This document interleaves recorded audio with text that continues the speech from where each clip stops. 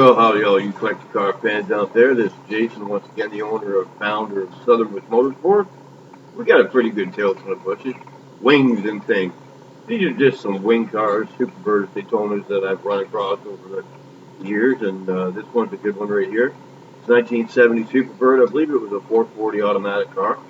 But as you can see, this one has seen better days. Much better days. So it was a factory sublime green car with black vinyl top. If I remember right, the deal with this car is that the block, original numbers matching block, was in the trunk. But this car was rough. It was rusted in spots that, you know, you really don't want to be rusted in spots like that. So this car, in my opinion, it's savable, but you must really want a Superbird to save this car. Because you're going to have to strip this thing down, acid dunk it. Hopefully you have enough left of the car when it comes out of the acid bath. But all the key parts are there. The car was never taken apart. It's just rough. To me, it looked like it was one of those flood cars. Um, I don't know if it was not the New Orleans flood. The floods. I'm not even sure where the floods were, but there's a bunch of areas that had been flooded over the years. You know, Lord only knows what happened to this car, but it was rusted. Like you can see the engine compartment there. It's not that bad. Almost no rust, just surface rust. You know, maybe the thing sat underneath a tree or it sat on top of something that made it rust from underneath because underneath the car was rough. That's where the problem really was. The whole undercarriage was just rotted all to heck. I would save the car only because there's only a certain number of Superbirds that were made, and that was it. But especially with a car that's in this kind of condition, you're talking an extra 30 grand of work on top of the restoration costs and that just to deal with all the rust and sheet metal and that. So you're always better off to start with a solid car, but that's a dream for most people. But look at the quarter and that whole back quarter that's fallen off. There's no frame rails in the back. Um, the car basically, I don't even know how it's in this condition as it is because it was just really rough underneath. I ended up not selling this car. I tried, but it was really rough. I never did see this car in person. It was all sent by picture. But like I said, you can see the car's complete. The car had never been taken apart. She just, stuff happens, and the engine went missing, and it was found, and it was found in the trunk, and it is what it is. If I remember right, the guy wanted 75 grand for this car. That was like 2008, 2009, something like that. 75 grand, 100 grand in restoration. It's a lot. Okay, now we're getting into a Daytona. Now, this Daytona belonged to a fella named Big Willie Robinson. And what Big Willie was an infamous street racer in Los Angeles. Now, he was really big with helping out street kids and stuff like that. Um, he was a pretty big racer, street racer. He had his own little gang there. There's the gang right there. Now, they were serious street racers, and they were pretty good. The cars that they had, they were fast. They were beating a lot of people.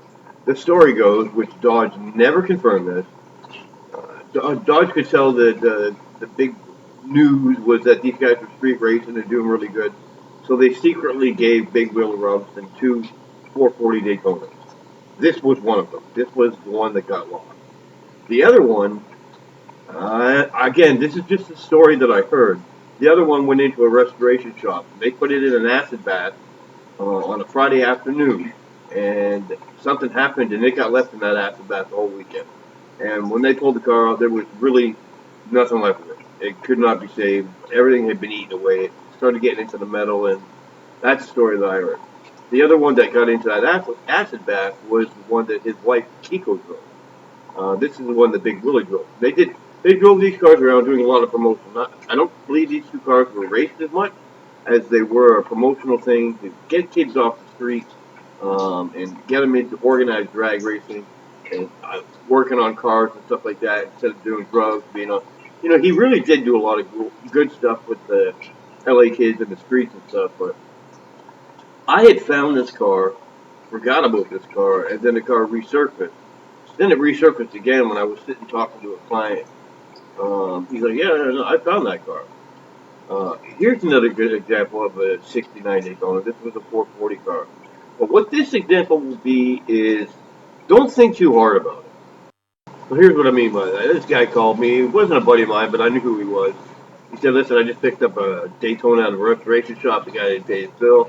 I want 80 grand for it."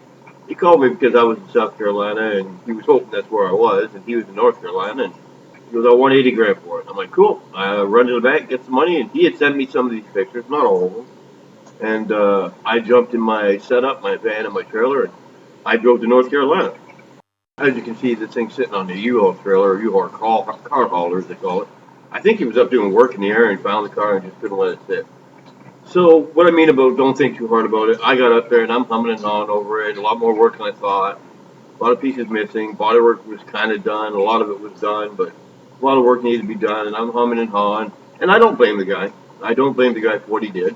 He was on the phone and looked at me. He's like, "Jay, you got to decide right now. You want this car or you don't." I'm like, "Just give me a minute, man." And like I said, I don't blame the guy. Even though I had driven all that way to come to it, he did give me first call. He's like, "Too late. I just sold it." So I really kicked myself in the butt with that. There's a 1970 446 pack pistol grip 4-speed, if I remember right. Petty blue Superbird. A real petty blue Superbird. Here's the one thing about this petty blue Superbird. It can be really hard to believe. That's original paint. That is a completely unrestored, untouched. Not one single bolt has been taken off this car. And in a minute, you'll see under the hood and you'll see what I'm talking about. This car was completely untouched. I was actually confused. It looked like it was a really good restoration, but no, the outside had been buffed out. And there you go. Even the original markings from the factory, the writing and all that, you can see the hood's got some paint peeling underneath it. That six pack has never been touched. Nothing's been touched underneath there. And there you go. Look at that interior. It actually looks like it's brand new. It was a pretty low mileage car. If I remember, it was under 70,000 miles.